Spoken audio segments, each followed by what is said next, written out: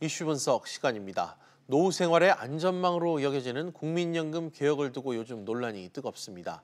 이대로 놔둘 경우 2042년 적자로 돌아서고 또 2057년이면 재정이 고갈된다고 하는데요. 힘들지만 개혁이 꼭 필요한 상황입니다. 문 대통령의 지시처럼 국민 눈높이에 맞는 국민연금 개혁안 함께 고민해보는 시간 갖겠습니다. 한양대 경제금융학부 이정환 교수 나와 있습니다. 교수님 어서 오십시오. 예, 안녕하십니까? 네. 지난주 문재인 대통령이 국민연금 개혁안 전면 재검토를 지시를 검토했잖아요. 보험료 인상이 국민 눈높이에 맞지 않다고 하셨는데 이 대통령의 판단 교수님은 좀 어떻게 보십니까? 사실은 어떻게 보자면 연금 관리 차원에서 보자면 좀 어떻게 보면 틀렸다. 네. 정확하지 않다라고 보는 게 맞을 것 같고요. 그렇지만 현재 경제 상황이 워낙 안 좋은데 보험료를 또 올린다. 예. 그리고 나중에 연금을 못 받겠다 하는 거는 사실상 이렇게 관리하기가 곤란한 일이라 아마 진행을 하신 것 같습니다. 아까 말씀하신 대로 고갈이 예상되기 때문에 연금을 더 내고 나중에 덜 받는 구조로 가야 이제 연금이 안정적으로 유지가 되면서 혜택을 여러 세대에 걸쳐서 골고루 받을 수가 있는데 지금 그 방법을 돌려라. 지금 워낙 경기가 안 좋고 투자도 안 좋고 주가도 내려간 상황이기 때문에 보험료를 올리는 게 나중에 지금 정치적 상황으로는 안 좋고 후에 이제 2년 뒤에 있는 선거에 있어서 부정적인 영향을 끼칠 수 있는 가능성이 굉장히 높기 때문에 지금 그러한 정무적인 판단을 하시지 않았나라고 생각을 하고 있습니다. 그리고 나중에 경기가 좋아지면 그러한 안건을 더 꺼낼 수도 있고 여러 가지 대안이 있기 때문에 꼭 잘못됐다라고 이야기할 수는 없는데 그럼에도 불구하고 시점, 연금 관리 차원에서는 좀 부당한 어떻게 보면 맞지 않는 이야기를 하고 있다는 게 오히려 타당할 것 같습니다. 알겠습니다. 국민연금 관련해서 요즘 기사를 보면 보험료율, 또 소득 대체율 이런 용어가 나옵니다. 이게 어떤 개념인지 시청자들에게 쉽게 좀 설명 부탁드립니다. 예, 보험료율이란 것은 결국은 우리가 보험료를 내는 것이죠. 보험료율은 어떤 것이냐? 결국은 우리가 버는 돈에서 얼마나 보험료를 낼 것이냐. 9%라고 하면은 우리가 버는 돈에서 9%를 보험료로 내겠다는 얘기고요. 이게 소득 대체율은 뭐냐? 소득 대체율은 결국 내가 낸 보험료가 결국은 추후에 연금을 받은 시점에 대해서 내가 일할 때 평균적인 소득에 대해서 얼마만큼 가져갈 수 있는지. 예를 들어서 200만 원을 벌고 소득 대체율이 50%였다고 하면은 100만 원씩 매달 받아간다는 얘기겠죠. 근데 연금 고갈을 늦추려면은 결국은 보험료를 올린다는 것은 보험료를 더 많이 낸다는 얘기겠고요. 소득 대체율을 낮춰서 이제 받아가는 양을 줄여야만 기금의 크기가 그렇게 줄지 않고 혹은 적자로 가는 시기가 늦어지면서 기금의 규모가 유지되고 운영이 더 잘 될 수 있는 그러한 상황이라고 할 수 있겠습니다. 네, 같은 결국 국민연금 이 개혁안의 핵심은 두 가지로 요약이 되는 것 같습니다. 국민이 내는 보험료를 올릴 것이냐 아니면 국민이 받는 연금을 조정할 것이냐. 방금 교수님께서도 언급을 좀 하셨지만 어떤 방향으로 가야 된다고 좀 보시는지. 보험료율은 좀 20년 동안 9%를 지금 또 계속 유지해 왔잖아요. 판단을 좀 어떻게 내리십니까? 사실 이러한 관점에 대해서는 정부의 방안, 이번에 사실은 정부에서 대책을 내놨던 방안을 생각할 수가 있는데요. 정부의 방안에서는 현재 9%인 보험료율을 15%까지 올리자. 그리고 소득 대체율이 현재 한 45% 수준인데 예전 방안대로 40%로 낮추자. 이게 가장 큰 대안이었는데요.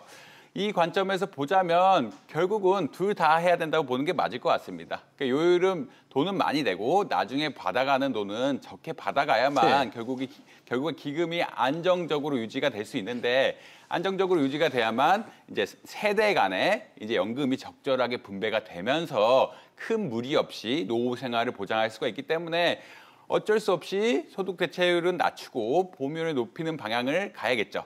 근데 문제는 얼마나 높일 것이냐, 또 얼마나 낮출 것이냐, 보험료를 얼마나 높이고 소득 대체율을 얼마나 낮출 것이냐, 이거는 정무적인 판단 그리고 나중에 인구 구조죠. 인구가 얼마나 빨리 증가하고 사회 생산성, 결국 보험료란 게 임금에 연동하는 거기 때문에 사회 생산성이 얼마나 나타나느냐 이런 것에 뒷받침해서 결국은 조정을 해야 되지 않을까라고 생각하고 있습니다. 네. 문 대통령이 이런 와중에 국민연금 개편안 전면 재검토를 지시하고 나서 김현명 중앙대 사회복지학부 교수를 청와대 사회수석으로 임명을 했습니다. 최근 이 인사를 두고 국민연금 개혁을 염두에 둔 인사가 아니냐 이런 시선을 좀 보내고 있는데 교수님께서는 이번 인사를 좀 어떻게 보셨어요? 뭐 인사 자체는 이제 대통령의 정무적인 판단인 것이라 제가 뭐 특별히 말씀드릴 부분은 없지만 연금 개혁 부분에 관해서는 조금 어떻게 보면 사람들의 민심들이 어떻게 보면 네. 동요할 만한 선택이라고 할 수 있겠죠. 왜냐하면 민심 어떻게 보면은 사람들한테는 좋겠죠. 왜냐하면 이분이 하는 얘기는 결국은 소득 대체율은 50%까지 올리고 네. 보험료율은 1%만 올리자 이런 말씀을 주로 하셨는데 이게 현실적으로 가능한 계획이냐? 지금 정부 계획 안에서는 보험료율을 15% 올리고 소득 대체율을 40%로 낮추자 이런 것을 해서 길게 가져가자라는 이야기였는데 오히려 보험료는 조금 올리고 소득 대체율은 굉장히 많이 올리는 방식이 과연 유지가 될 것인가? 그러니까 유지가 안 되면 어떤 방안이 내놓냐 하면은 결국은 그 해에 노동자들이 연금을 걷어서 그 사회복지대금, 그 받는 사람들의 국민연금을 다 충당해야 된다. 이런 방안을 내놓으셨는데 이게 현재 인구구조, 지금 인구구조가 굉장히 불확실한 상태에서 노령인구는 늘어나고 근로인구는 줄어들고 사회 생산성이 줄어들면 임금이 줄어든 상황에서 이게 과연 뒷받침될 수 있는 것인지에 대해서는 굉장한 의문이 들고 있는 상황이라고 할 수 있겠습니다. 네, 적립식에서 부가식으로 전환 가능성을 좀 논의해 볼 수 있다. 뭐 이런 고민을 좀 최근에 한 것 같습니다. 결론적으로 국민연금 부과 방식을 좀 바꾸자는 건데 이 적립식과 부가식 어떻게 다른 건지 좀 다시 짚어주시죠.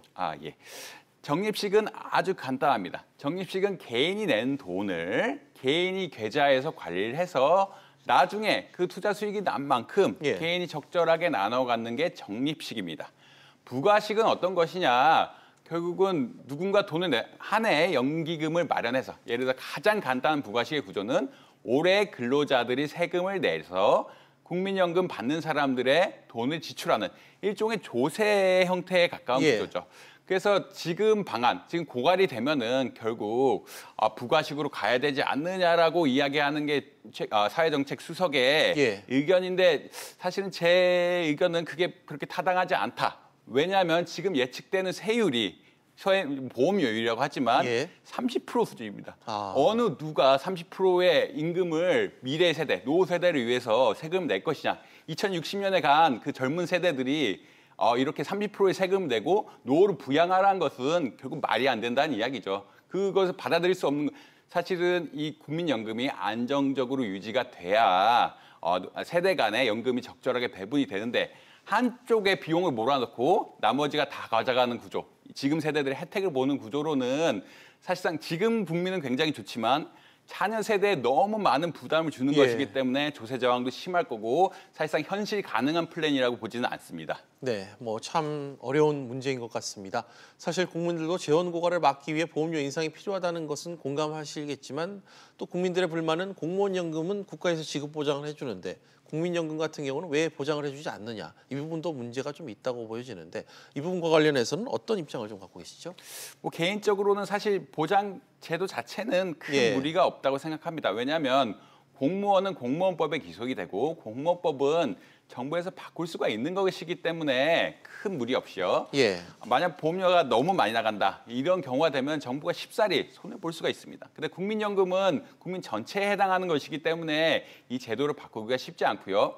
만약 보장을 안 한다. 한 푼도 안 주겠다 이러면 너무 어느 정치가도 그렇게 심각하게 표를 잃는 공약을 내기가 쉽지 않기 때문에 사실상 명문화되지는 않지만 뭐 돈을 못 받아간다 이럴 걱정은 별로 없을 것 같다고 생각합니다. 물론 그렇지만 결국 돈을 몇 % 받아가느냐 이런 것에 대해서 어느 정도 보장을 해주면 좋겠다라는 뭐 그런 얘기도 있겠지만 그거는 결국은 사회 전반적인 경제 성장률 그리고 임금의 증가, 인구 구조의 변화 이런 것을 다각도로 고려해서 가능한 시점에서 할 일이지 지금 명문화를 해서 어떻게 보면 보장을 하겠다는 것은 사실상 힘든 것이라고 할 수 있겠습니다. 네.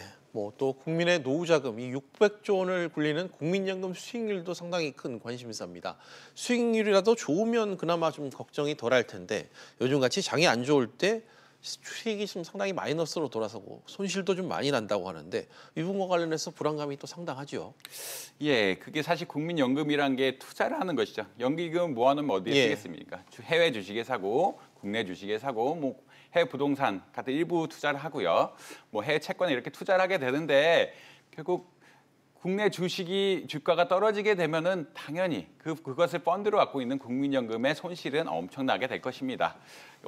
그래서 올해 한 해 결국 마이너스가 나니까 이게 나중에 계속 마이너스가 나서 예. 우리가 받는 연금의 양이 줄어드는 게 아니냐 이런 것에 대해서 굉장히 걱정을 하는데 사실 작년부터 올해까지 보자면 한 어떻게 25% 정도 작년 주식이 많이 올랐죠. 작년 예. 주식이 많이 올랐으니까 한 20% 정도 수익이 나고 올해 한 5%에서 10% 정도 수익이 감소해서 한 2년 평균을 보면은 어떻게 보면 양의 수익률인데 네. 근데 올 한 해만 보면은 이게 주식 시장이 워낙 안 좋으니까 음의 수익률로 가서 걱정이 많은 건 사실이긴 합니다. 근데 결국은 장기적으로 보자면 주가 수익률이 어느 정도 괜찮다 그러면 연 평균을 봐야 되는 거기 10년이면 10년, 20년이면 20년, 예. 30년이면 30년 연 평균을 봐야 되는 것이기 때문에 한국 경제가 나쁘지 않고 그에 따라서 주식 시장이 괜찮다고 한다면 결국 요번에 걱정은 아주 큰 걱정, 마이너스 수익률에 대한 걱정은 그렇게까지 크지는 않다고 생각할 수 있겠습니다. 네.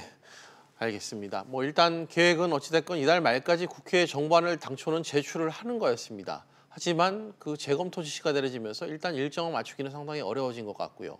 연내 사회적 입법 과정이 좀 마무리될 가능성은 없는 겁니까?